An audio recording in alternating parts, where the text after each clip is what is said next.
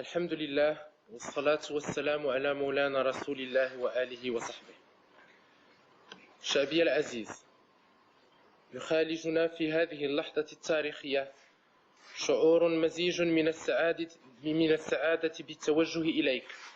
في أول خطاب لنا نلقيه عليك، ومن الألم لفقد والدنا الملهم في وقت كنا في أمس الحاجة إلى المزيد من عطائه. لقد جاهد والدنا المنعم لإسعادك منذ ريعان شبابه، باذلا أقصى الجهود ومواجها أعظم الشاسب جليله، وشيد للمغرب صرحا منيعا أغناه بعطاءاته ومنجزاته. ولم يختره الله إلى جواره يوم الجمعة الماضي إلا بعدما أدى الأمانة على نحو أثار الإعجاب والتقدير والإكبار. إنك ولا شك شعبي العزيز أحسست بافتخار واعتزاز وأنت تعاين وفود العالم ممثلة بالملوك والرؤساء وكبار المسؤولين يشاركوننا مشاعر الألم والحزن ويقدمون لنا العزاء والمواساة، مما حثنا على المزيد من الصبر والاحتساب. وإن موقفك الصادق في هذه المحنة شعبي العزيز ليجعلنا نقدم لك كبير التنويه، إذ أعربت عن ألمك بهدوء وانضباط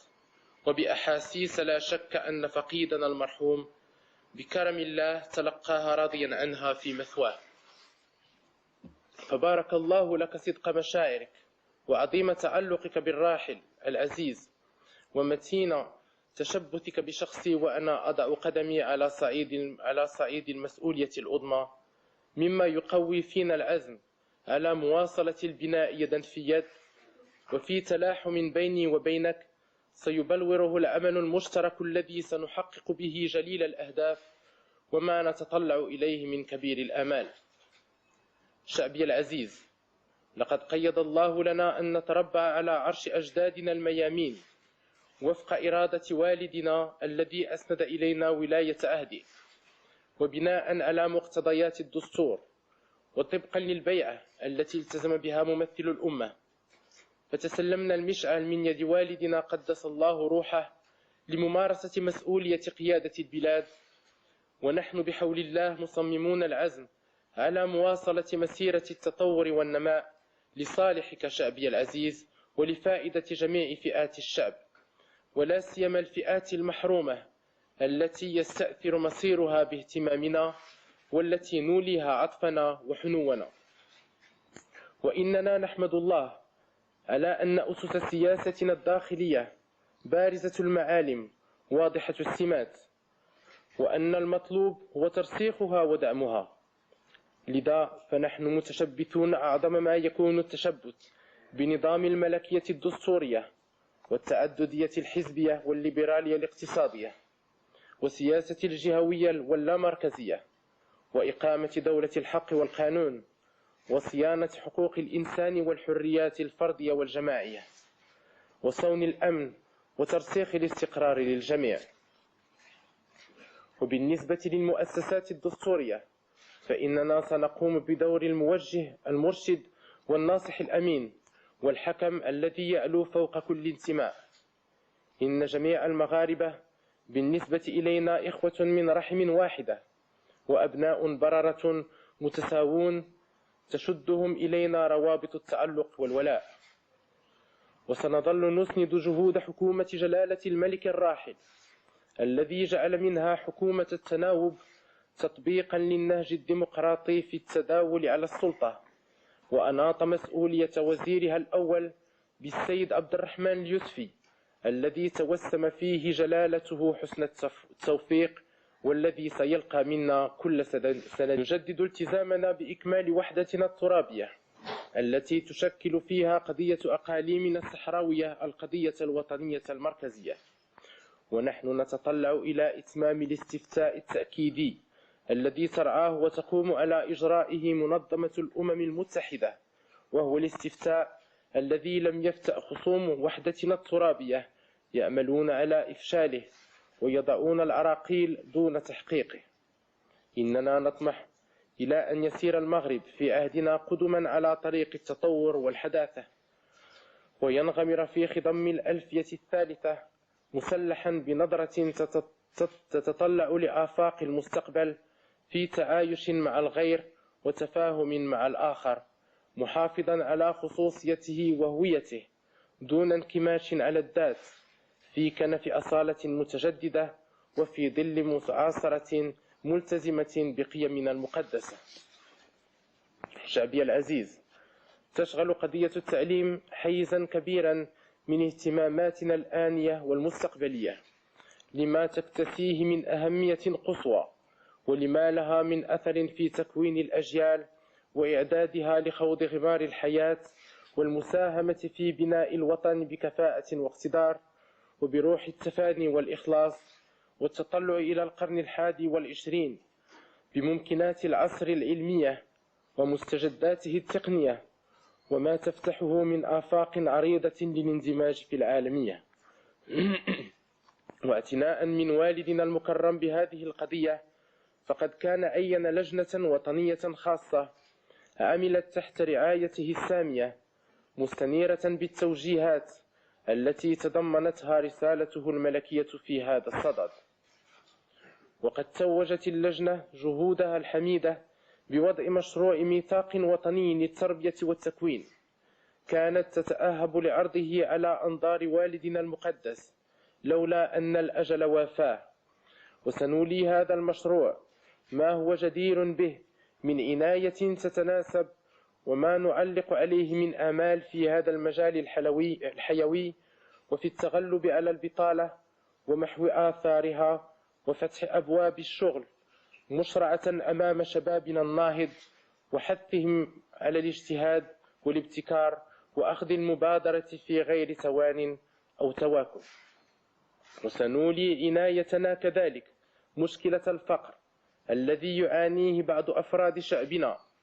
وسنعمل بمعونة الله وتوفيقه على التخفيف من حدته وثقله. وفي هذا الصدد كان والدي رحمه الله قد شرفني بقبول اقتراح إنشاء مؤسسة يختار لها من بين الأسماء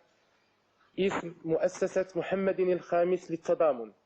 تهتم بشؤون الفقراء والمحتاجين والمعوقين. عاهدنا أنفسنا على تفعيل دورها وإحاطتها بكامل الرعاية والدعم.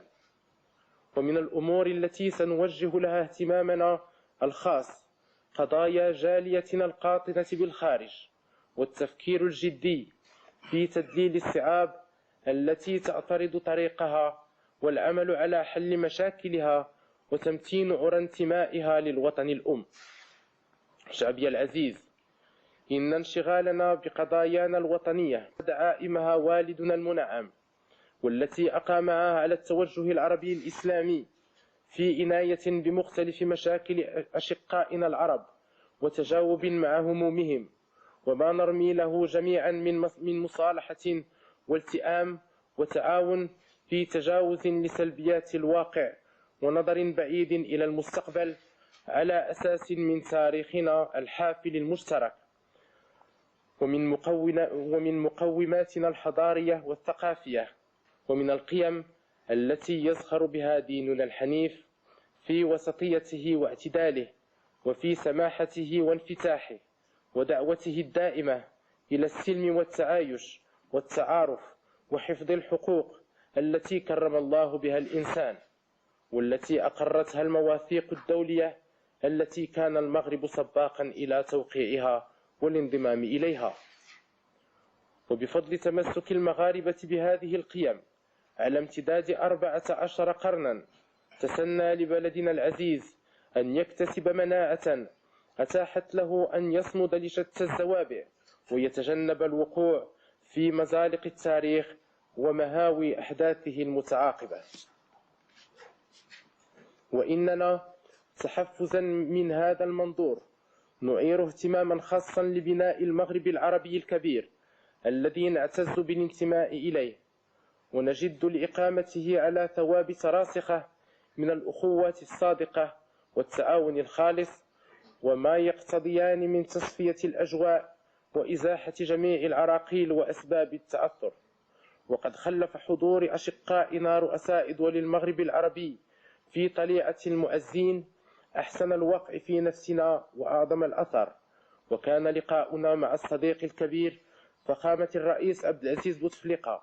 مثار ارتياح لنا مفعم بالتفاؤل والأمل في أن يتحقق هذا الهدف على النحو الذي يقوي التماسك والالتحام ويشيع الاستقرار والازدهار،